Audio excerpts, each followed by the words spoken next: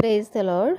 నేటి వాగ్దానము, మేలు కలుగు మార్గమేది అని అడిగి అందులో నడుచుకునుడి, అప్పుడు మీకు నెమ్మది కలుగును. ఇర్మీయా గ్రంథము 6వ అధ్యాయము 16వ వచనము. యెహోవా యందు భయభక్తులు గలవాడెవడో వాడు కోరుకొనవలసిన మార్గమును ఆయన వానికి బోధించును. మనము దేవుని యందు భయభక్తులు కలిగి ఉన్నప్పుడు దేవుడు మనం ఏ మార్గంలో నడవలసింది ఆయన మనకు బోధిస్తాడు. నీతిమంతుల మార్గము యెహోవాకు తెలియను, దుష్టుల మార్గము నాశనం నాకు నడుపును.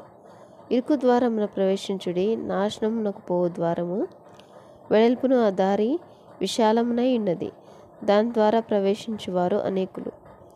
జీవం నాకు పోవు ద్వారము ఇరుకును, ఆ దారి సంకుచితమునైనది, దాన్ని కనుగొని వారు కొందరే. యేసు ప్రభువుని నీ నోటితో ఒప్పుకొని దేవుడు మృతుల్లో నుండి ఆయనను లేపెనని నీ హృదయమందు విశ్వసించిన యెడల నీవు రక్షింపబడదువు.